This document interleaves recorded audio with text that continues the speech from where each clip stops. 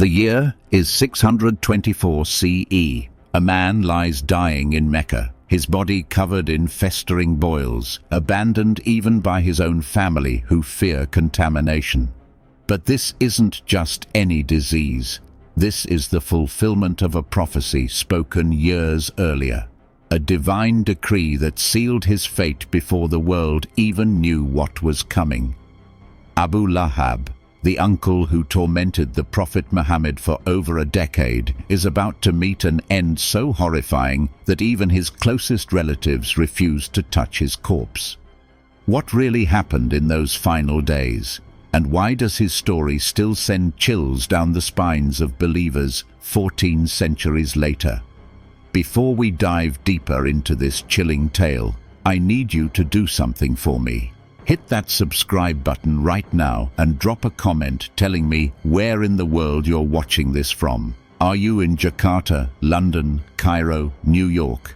I want to know where this story is reaching you today. Let's build a global community of truth seekers together. Now, let's continue. To understand the cursed death of Abu Lahab, we need to go back to the very beginning, to the streets of Mecca, when Islam was nothing more than a whisper. A dangerous idea that threatened to upend the entire power structure of Arabian society. Abu Lahab wasn't just any opponent of the Prophet Muhammad, he was family. His real name was Abd al-Uzza ibn Abd al-Muttalib, which means servant of al-Uzza, one of the pagan goddesses worshipped in pre-Islamic Arabia. But everyone knew him as Abu Lahab, father of flame, a nickname that would become tragically, prophetically ironic. Abu Lahab was the Prophet's uncle, the brother of his father, Abdullah. In the tribal society of 7th century Arabia, this wasn't just a family connection. It was supposed to be a sacred bond of protection and loyalty. When the Prophet Muhammad began preaching monotheism and the message of Islam, he was challenging not just religious beliefs, but an entire economic and social system built on polytheism and the pilgrimage trade to Mecca's idols. The wealthy elite of Mecca, the Quraysh tribe, saw this as an existential threat to their power and prosperity, and leading the charge against his own nephew was Abu Lahab. What made Abu Lahab's opposition so devastating wasn't just its intensity, it was its personal nature. This wasn't a distant enemy or a rival tribe. This was family. According to historical accounts, when the Prophet Muhammad first received the divine command to warn his closest relatives, he gathered them on Mount Safa. Standing before his extended family, he asked them a simple question. If I were to tell you that an army was approaching from the other side of this mountain, would you believe me? They all answered yes, acknowledging his reputation for truthfulness and trustworthiness.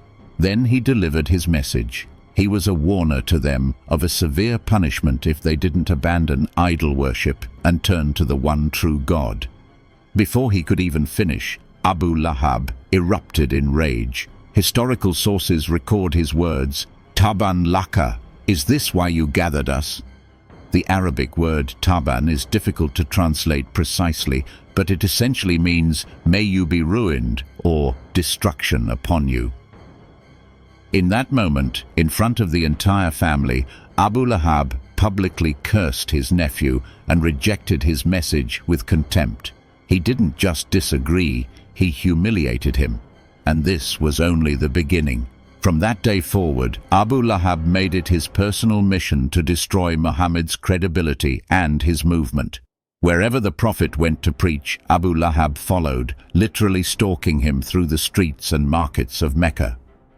When Muhammad would speak to people about Islam, Abu Lahab would stand behind him and shout to the crowd, "Don't listen to him. He's a liar, he's crazy, he's a sorcerer." Imagine trying to share the most important message of your life while your own uncle sabotages you at every turn, using the family connection to add credibility to his slander. But Abu Lahab's cruelty extended beyond words. Historical accounts tell us that he would throw stones at the Prophet, sometimes hitting him. He would place thorns and filth in the path where he knew Muhammad walked, When the Prophet's beloved wife Khadija died, followed shortly by his uncle and protector Abu Talib, the harassment intensified. Abu Lahab saw an opportunity. With Abu Talib gone, there was no longer a powerful family member to shield Muhammad from physical harm. The persecution became so severe that these years are known in Islamic history as the Year of Sorrow. Abu Lahab's wife, Jamil, was equally vicious in her opposition. She was the sister of Abu Sufyan, the leader of Mecca's elite, and she possessed both wealth and influence. But she used these advantages for cruelty. Historical sources describe how she would carry bundles of thorns and scatter them at night along the paths where she knew the Prophet would walk in the morning, hoping he would be injured. She would spread the most vicious rumors and slander about Muhammad and his followers, using her social position to turn the women of Mecca against the Muslim community. The Quraysh elite, seeing Abu Lahab's zealous opposition, rallied behind him. They instituted a brutal economic and social boycott against the early Muslims and the clan of Banu Hashim who protected them. For 3 years, this boycott was enforced with savage determination. Muslims were forbidden from trading with anyone in Mecca. They couldn't buy food or sell goods. Marriages were prohibited. The community was completely ostracized, pushed to the margins of society, forced to take refuge in a confined area where they slowly starved. Children cried from hunger. The elderly weakened and died. And through it all, Abu Lahab stood firm, one of the key enforcers of this cruel policy. But then something happened that would change everything. In the midst of this persecution, around the year 613 CE, a revelation came to the Prophet Muhammad that was unlike any other.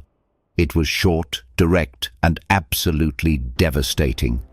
Surah Al-Masad, the 111th chapter of the Quran, was revealed, and it didn't mince words. Let me share it with you in translation. May the hands of Abu Lahab be ruined, and ruined is he. His wealth will not avail him or that which he gained. He will burn in a fire of blazing flame, and his wife as well, the carrier of firewood. Around her neck is a rope of palm fiber. Think about what just happened. In a revelation believed by Muslims to be the literal word of God, Abu Lahab was condemned by name. Not a veiled reference, not a metaphor. His actual name, or rather his nickname, Abu Lahab, which means father of flame, now explicitly connected to the fire he would burn in. And the prophecy didn't stop with a general warning about the afterlife. It made a specific, verifiable claim that Abu Lahab's wealth would not save him and that he would never accept Islam. Now, here's where this becomes extraordinary from a historical and theological perspective. This revelation was public. It was recited in the streets of Mecca, memorized by the early Muslims, and heard by Abu Lahab himself. From a purely strategic standpoint, this was incredibly risky. All Abu Lahab had to do to disprove the Quran and destroy Muhammad's credibility was to publicly declare his acceptance of Islam, even if he didn't believe it in his heart. Just say the words, pretend to convert, and he would have proven the Quran false, the Prophet a liar, and the entire Islamic message a fabrication. But he never did, despite having every incentive and opportunity. Despite it being the easiest way to destroy his enemy, Abu Lahab never took that route. For over a decade after this revelation, until his death around 624 CE, he continued his opposition, never once pretending to convert, never once using the obvious loophole that was available to him. To Muslims, this is seen as evidence of the Quran's divine origin. God knew with certainty that Abu Lahab would never accept Islam, even when given the perfect motivation to do so. The revelation of Surah Al-Masad marked a turning point. The early Muslim community now had a divine decree, a guarantee that Abu Lahab was sealed in his disbelief and destined for destruction. This gave them psychological resilience in the face of his persecution. They knew with absolute certainty in their faith that his power was temporary and his end was approaching. And they were right. The Battle of Badr in 624 CE was the first major military confrontation between the Muslims of Medina and the polytheists of Mecca. By this time, the Prophet and his followers had migrated to Medina, escaping the persecution in Mecca and establishing the first Islamic state. The Quraysh of Mecca, including Abu Lahab's family and allies, marched out with an army to crush this upstart community once and for all. But something strange happened. Abu Lahab didn't go. For a man who had dedicated over a decade to destroying Muhammad and his message, who had been at the forefront of every persecution and plot, his absence from this decisive battle is puzzling. Historical sources offer an explanation that's both mundane and deeply symbolic. Abu Lahab was apparently dealing with a minor illness, and he paid someone else, a man named Al-As ibn Hisham, to take his place in the army. This was a common practice among the wealthy, paying a substitute to fight in your stead. But the timing is significant. Abu Lahab, the man whose very name meant father of flame, stayed home while his people went to fight the battle he had helped instigate. The Muslims won the Battle of Badr against overwhelming odds. The Quraysh army was routed and many of their leaders were killed, including several close relatives of Abu Lahab. When news of the devastating defeat reached Mecca, it said that Abu Lahab's condition rapidly worsened. What had started as a minor ailment transformed into something far more serious. His body began to develop pustules, boils that erupted across his skin, festering and multiplying with terrifying speed. The disease that killed Abu Lahab is described in Arabic sources as a dasa, or a type of plague-like infection. Some historians believe it was a form of malignant pustule or a rapidly progressing bacterial infection. Whatever the exact medical diagnosis, the symptoms were horrifying. His body became covered in suppurating sores. His flesh began to rot while he was still alive, and the stench became unbearable. In the superstitious mindset of 7th century Arabia, this was no ordinary disease. This was a curse. Divine punishment manifest in physical form. What happened next reveals just how cursed his death truly was. In Arabian culture, even the worst enemies were given proper burial rites. The body would be washed, shrouded, and buried quickly in the desert heat. Family members, especially sons and close relatives, were obligated to perform these final duties. It was a sacred responsibility that transcended personal disputes. But when Abu Lahab lay dying, his family began to back away. The disease was terrifying, yes, but their fear went deeper than mere contagion. They saw this as divine retribution, and they wanted no part of it. Abu Lahab died in his home, surrounded by the wealth he had accumulated. The same wealth that Surah Al-Masad had declared would not avail him. His sons, who should have been the first to care for his body, refused to enter the room. The stench and the sight of his rotting flesh were too much to bear. But beyond the physical revulsion was a spiritual terror. They believed, whether from superstition or growing awareness of Islam's truth, that this death was cursed, that Abu Lahab had been marked by divine punishment, and that touching his body might bring that curse upon them. For days, his corpse lay in his house while his family debated what to do. In the scorching heat of Arabia, a body decomposes rapidly, and the situation became more unbearable with each passing hour. Finally, under social pressure from the community, because leaving a corpse unburied was a scandal and a health hazard, some members of his family made a plan. They wouldn't touch him directly. They wouldn't perform the traditional washing or shrouding. Instead, they hired outsiders, likely people who were already considered socially marginal and had nothing to lose, to deal with the body. But even these hired hands wouldn't enter the house or touch the corpse with their bare hands. According to historical accounts, they used poles and tools to drag Abu Lahab's decomposing body out of his home. They took it to a wall or elevated place at the outskirts of Mecca, and from a distance they threw stones and dirt over it until it was covered. A hasty, shameful burial that bore no resemblance to the honored farewell that a man of his status should have received. Some accounts say they essentially built a stone pile over his body where it lay, rather than digging a proper grave. The symbolism was not lost on anyone. Abu Lahab, father of flame, had spent his life throwing stones at the Prophet Muhammad, placing thorns in his path, casting dirt on his message. Now, after his death, stones and dirt were being thrown at his own corpse. The man who had used his wealth and power to persecute the vulnerable died abandoned, feared, and dishonored. His wealth, unable to buy him even a dignified burial. The prophecy of Surah Al-Masad had been fulfilled in ways both spiritual and literal. But what about Jamil, his wife, the carrier of firewood? Her fate is less clearly documented in historical sources. But what we know is equally telling.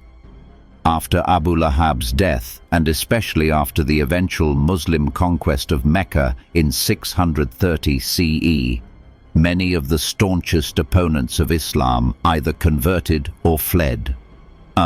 Jamil's fate is shrouded in some uncertainty, but she disappears from historical records after her husband's death. Some scholars suggest she died shortly after, while others believe she lived but in obscurity and disgrace. What's certain is that she never held power or influence again. The woman who had used her social position to spread slander and hatred ended her days powerless and forgotten. Her legacy reduced to being forever remembered as the carrier of thorns who was condemned in divine revelation. The death of Abu Lahab had profound effects on the early Muslim community and on the spread of Islam in Arabia. It served as a powerful vindication of the prophetic message. Here was a man who had been named, condemned, and promised a humiliating end in a revelation years before his death, and everything had come to pass exactly as foretold. He never converted, even when it would have been strategically advantageous to do so. His wealth didn't save him. He died a horrifying death, and his burial was a scandal that everyone in Mecca witnessed. For the wavering, for those in Mecca who had remained on the fence about Islam, Abu Lahab's death was a sign they couldn't ignore. The Quraysh had always argued that Muhammad was simply making things up, that his revelations were his own inventions designed to gain power. But how could a man invent a prophecy about a living enemy that depended entirely on that enemy's future choices and have it come true so precisely? How could Muhammad have known with certainty that Abu Lahab would never convert, even when conversion would have been the perfect weapon against him? Even more compelling was the manner of his death. In pre-Islamic Arabian culture, success and health were seen as signs of divine favor, while illness and misfortune were marks of divine displeasure. The gruesome disease that consumed Abu Lahab, the fear it inspired in his own family, and the shameful burial all carried powerful symbolic weight. This wasn't just a man dying of natural causes. This was interpreted as visible, undeniable evidence of God's judgment. The story of Abu Lahab and Surah Al-Masad has continued to resonate through Islamic history for 14 centuries. It's taught to Muslim children as one of the shortest and most memorable chapters of the Quran. The lessons drawn from it are multiple. First, it's a reminder that wealth and social status are no protection against divine justice. Abu Lahab was rich and powerful, from a prestigious family, influential and feared. None of it mattered in the end. Second, it's a warning about the consequences of rejecting truth out of pride and arrogance. Abu Lahab's opposition wasn't based on genuine intellectual disagreement. By all accounts, he acknowledged Muhammad's honesty and character. His rejection was tribal, political, and rooted in ego. Third, Surah Al-Masad represents the Quran's unique characteristic of making specific, falsifiable prophecies. Religious texts often speak in generalities about the afterlife or use metaphorical language about judgment. But to name a living person and guarantee he would never believe, knowing that person could prove you wrong at any moment, is extraordinarily bold. From a faith perspective, it's seen as evidence of divine knowledge. From a historical perspective, it's a fascinating case study in the confidence of the early Islamic message. But perhaps the most haunting aspect of Abu Lahab's story is the personal tragedy at its core. This was a family member, an uncle who should have been a protector and supporter. In those crucial early years when Islam was most vulnerable, when a word of support from a prestigious family member could have changed everything, Abu Lahab chose hatred. He had countless opportunities to reconsider, to soften his stance, to at least remain neutral. The revelation of Surah Al-Masad itself could have been a wake-up call, a moment to reflect on his choices. But pride is a powerful force, and sometimes people become so invested in their opposition that they can't turn back, even when the path forward leads to destruction. Modern scholars, both Muslim and non-Muslim, have examined the Abu Lahab narrative from various angles. Some focus on its theological implications about predestination and free will. If God knew Abu Lahab would never believe, did he truly have a choice? Muslim theologians have written extensively on this, generally concluding that divine foreknowledge doesn't negate human agency. God knew what Abu Lahab would freely choose, but the choice was still his. Others examine the historical and sociological context, looking at how the threat posed by Muhammad's message to Mecca's economic and social order motivated fierce resistance from the elite. Abu Lahab's opposition makes perfect sense from a perspective of threatened self-interest. What's particularly interesting is how the story of Abu Lahab contrasts with other early opponents of Islam who later converted and became honored figures. Take Khalid ibn al-Walid, for example, who fought against the Muslims at the Battle of Uhud, but later embraced Islam and became one of history's greatest military commanders. Or Amr ibn al-As, another early opponent who converted and went on to conquer Egypt for Islam. Even Abu Sufyan, the leader of the Meccan opposition and brother-in-law to Abu Lahab, eventually accepted Islam after the conquest of Mecca. The path to redemption was always open. Abu Lahab simply refused to take it. This brings us to a deeper question that resonates beyond the specific historical incident. What makes someone so resistant to truth that they'll maintain their opposition even unto death, even when changing their stance would serve their own interests? Psychological research on belief persistence and cognitive dissonance offers some insights. When people publicly commit to a position, especially one tied to their identity and social standing, admitting error becomes psychologically costly. The more invested you are, the harder it becomes to change course. Abu Lahab had made his opposition to Muhammad the defining feature of his public identity. To change would mean admitting he'd been wrong for years, that his persecution had been unjust, that he'd harmed his own family member for nothing. For many people, maintaining a harmful belief becomes easier than confronting such a devastating admission. There's also the factor of social pressure and peer influence. Abu Lahab was embedded in the Quraysh elite, and his opposition to Islam had made him a hero among his peers. Conversion would mean betraying his social class, losing his status among the powerful, and facing mockery and rejection from the very people whose approval he valued. The early converts to Islam, by contrast, were often people with less to lose socially. Slaves, young people, those outside the power structure. They had different cost-benefit calculations. Abu Lahab had built his entire social identity on being a guardian of tradition and an opponent of change. The cursed death of Abu Lahab also raises questions about divine justice and the nature of punishment.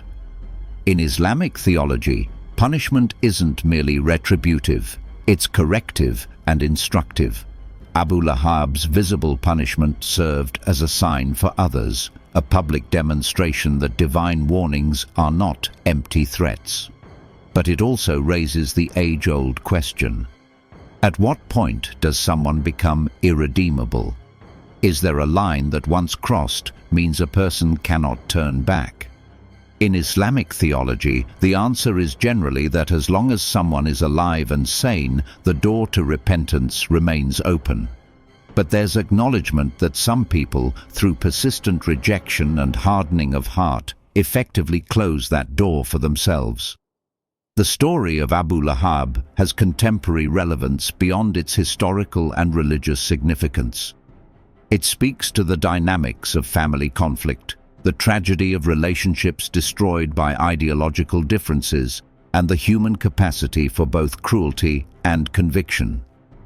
In an age of polarization, when families are split over politics, religion, and values, the image of an uncle and nephew on opposite sides of an unbridgeable divide resonates powerfully.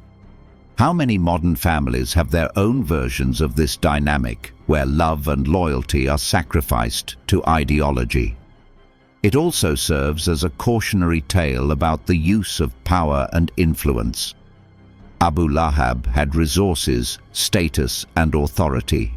He could have used these for protection, for building, for bridging differences. Instead, he used them for persecution, for tearing down, for inflicting harm. The manner of his death and burial, abandoned by those who should have honored him, feared rather than mourned, stands as a stark reminder that how we use our power in life determines how we're remembered in death. Legacy isn't about what you accumulate, it's about the impact you have on others. Looking at Surah Al-Masad from a literary perspective, it's a masterpiece of concise, devastating rhetoric. In just 5 verses, it accomplishes multiple objectives. It condemns Abu Lahab and his wife by name. It prophesies their fate. It uses wordplay and symbolism, Abu Lahab meaning father of flame, and the mention of fire. Jamil carrying actual thorns being condemned to carry metaphorical firewood. And it reverses the social hierarchy. The powerful, wealthy man is declared ruined, his wealth worthless. The surah functions as both a spiritual declaration and a social political statement, empowering the oppressed early Muslims while warning the oppressors. For believers, reciting Surah Al-Masad is a reminder of several key Islamic principles. First, that truth ultimately prevails over falsehood, no matter how powerful falsehood's advocates may be. Second, that wealth and worldly power are temporary and provide no protection against divine justice. Third, that accountability exists. Those who use their resources to harm the innocent will face consequences. And fourth, that prophecy and divine knowledge are real. The Quran's predictions came true exactly as stated, which reinforces faith in its other claims and promises. The fate of Abu Lahab also connects to broader themes in the Quran about the stories of previous prophets and their opponents. Throughout the Quran, there are narratives of earlier messengers sent to their people, and the consistent pattern is that those who reject and persecute the prophets ultimately face destruction, while the prophets and their followers are vindicated. The people of Noah, the people of Lot, the Pharaoh who opposed Moses, all are presented as examples of this pattern. Abu Lahab fits into this paradigm, but with the unique element of being from the prophet's own family, making his opposition even more painful and his end even more significant. In the years following Abu Lahab's death, Islam continued to spread rapidly throughout Arabia. The Battle of Badr, where Abu Lahab had stayed home and which marked the beginning of his final illness, was followed by other conflicts, both victories and setbacks for the Muslim community. But the overall trajectory was clear. By 630 CE, just 6 years after Abu Lahab's death, the Muslims had grown strong enough to return to Mecca, not as persecuted refugees, but as conquerors. The city surrendered largely without bloodshed, and the Prophet Muhammad, in an act of remarkable clemency, granted general amnesty to most of his former persecutors. One can only imagine what might have been had Abu Lahab lived to see that day. His nephew, the man he had mocked and attacked for over a decade, returning in triumph to the city that had expelled him. The Kaaba, which Abu Lahab had helped guard as a shrine of polytheism, being cleansed of idols and rededicated to monotheistic worship. His former victims now in positions of authority, while his allies either accepted Islam or fled. Would he have finally converted, like so many others did when resistance became futile? Or would his pride have kept him defiant to the end? According to Islamic belief, the prophecy had already answered this question. He would never have believed, regardless of circumstances. The house where Abu Lahab died, where his body lay rotting for days, where his family refused to enter, that house stood in Mecca for generations as a kind of monument to his infamy. While other buildings from that era have long since crumbled or been rebuilt, the location traditionally identified with Abu Lahab's residence was remembered and pointed out to pilgrims and visitors for centuries. Modern development in Mecca has erased most of these ancient landmarks, but the story lives on, passed down through generations, preserved in the Quran itself, ensuring that Abu Lahab's name and fate will be remembered as long as Islam exists. There's a philosophical dimension to this story worth exploring. Abu Lahab represents the archetype of the person who is so close to truth, yet so far from accepting it. He knew Muhammad's character firsthand. He had witnessed the Prophet's legendary honesty and trustworthiness throughout his life. He couldn't credibly claim Muhammad was a liar or a fraud. His own testimony before the call to prophethood had confirmed Muhammad's integrity. Yet, despite this intimate knowledge, despite being in the best position to recognize and accept the truth of the message, Abu Lahab rejected it more vehemently than almost anyone else. This paradox, that proximity to truth doesn't guarantee acceptance of it, is something we see repeatedly throughout history and in contemporary life. Families of prophets, students of great teachers, citizens of enlightened societies. Proximity alone doesn't produce conviction. Sometimes, in fact, familiarity can breed contempt, or the personal stakes of accepting a truth can make rejection more likely. Abu Lahab's rejection wasn't based on ignorance. It was based on what he perceived the consequences of acceptance would be for his status, his wealth, his identity, and his social position. In the final analysis, the cursed death of Abu Lahab stands as one of the most dramatic fulfilled prophecies in religious history. From the moment Surah Al-Masad was revealed until Abu Lahab drew his last breath, roughly 11 years passed. During all that time, he had the power to disprove the prophecy with a simple declaration of faith, even an insincere one. He never did. The manner of his death, the disease that consumed him, the abandonment by his family, and the shameful burial, all happened exactly as the tone and implications of the surah suggested. For Muslims, this isn't merely a historical curiosity. It's evidence of divine revelation, proof that the Quran is from God who knows all futures. For non-Muslims studying the story, it offers insights into the early Islamic movement, the social dynamics of 7th century Mecca, and the power of conviction on both sides of a religious divide. Abu Lahab believed so strongly in the existing order that he was willing to persecute his own family to defend it. Muhammad and his followers believed so strongly in their message that they endured that persecution rather than recant. In the collision of these convictions, history was made, and the course of world civilization was altered forever. Today, when Muslims recite Surah Al-Masad in their prayers, they're not merely remembering a historical figure or celebrating an enemy's downfall. They're reciting a reminder about the nature of faith, the consequences of arrogance, the emptiness of worldly power without righteousness, and the reality of divine knowledge and justice.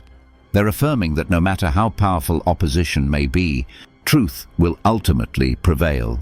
And they're warning themselves not to follow in Abu Lahab's footsteps, not to let pride, social pressure, or attachment to worldly status prevent them from recognizing and accepting truth. The name Abu Lahab has become synonymous in Islamic tradition with the arch-opponent, the person so deeply opposed to truth that he becomes a cautionary example for all time. Yet there's also a sadness to the story. This was a family relationship that should have been filled with love, support, and mutual respect. Instead, it became the arena for one of history's most bitter conflicts. The Prophet Muhammad, despite everything, continued to refer to Abu Lahab as his uncle, maintaining the family connection even as Abu Lahab tried to destroy him. Even in the final years, the possibility of reconciliation theoretically existed. But Abu Lahab chose his path, step by step, decision by decision, until he had walked so far down it that turning back became psychologically impossible. His wife, Jamil's role in the story is equally instructive. She wasn't just a passive supporter of her husband's opposition, she was an active persecutor in her own right. The image of her carrying thorns in the night to scatter in the Prophet's path has become iconic in Islamic tradition as a symbol of deliberate, calculated cruelty. Yet the prophecy about her fate is almost gentle in comparison to that of her husband. She's mentioned as an accessory to his punishment, the carrier of firewood who will have a rope around her neck. But the focus remains on Abu Lahab. In a society where women often had little agency, Jamil chose to use what power she had for malice. And that choice, too, had consequences. As we come to the end of this story, we're left with several profound truths that transcend the specific historical moment. First, that words and actions have lasting consequences. That how we treat others, especially the vulnerable, matters not just morally, but practically, shaping our legacy and our ultimate fate. Second, that power and wealth are not shields against divine justice or even against ordinary human mortality and humiliation. Abu Lahab's riches couldn't prevent his horrifying death or buy him a dignified burial. Third, that pride is perhaps the most dangerous of spiritual diseases, capable of blinding us to truth, even when it stands directly before us, even when accepting it would serve our interests. Fourth, that prophecy and divine knowledge operate on a different plane than human speculation. The Quran's statement about Abu Lahab wasn't a prediction based on personality analysis or probability. It was a declaration of certain knowledge, and its fulfillment, down to the smallest details, continues to inspire faith in believers. Fifth, that families can be torn apart by ideology and conviction, and that sometimes the closest relationships become the most bitter conflicts when fundamental beliefs collide. The tragedy of Abu Lahab and Muhammad's relationship resonates with anyone who has experienced ideological division within their family. Finally, the story reminds us that historical narratives have power. Abu Lahab has been dead for 14 centuries, yet his name is spoken by billions of Muslims in their prayers. His fate is taught to children, his choices are analyzed by scholars, and his legacy serves as a warning to each new generation. He achieved a kind of immortality, but not the kind anyone would want. Immortality as the ultimate example of stubbornness, cruelty, and rejection of truth. In seeking to destroy Muhammad's message, he instead guaranteed that his own infamy would be remembered as long as that message survives. The cursed death of Abu Lahab is more than just a historical event or a religious story. It's a meditation on human nature, on the choices we make and their consequences, on the power of conviction and the danger of pride.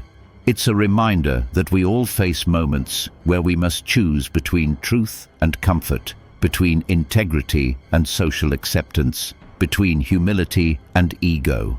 Abu Lahab made his choices, and they defined not just his life, but his eternal legacy.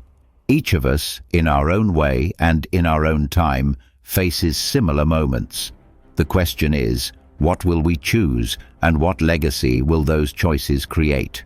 The fire that Abu Lahab, the father of flame, will face according to Islamic eschatology is one thing, but the fire of regret, of knowing that you had the chance to embrace truth and chose to reject it, of realizing too late that everything you thought mattered was worthless, perhaps that burns even hotter.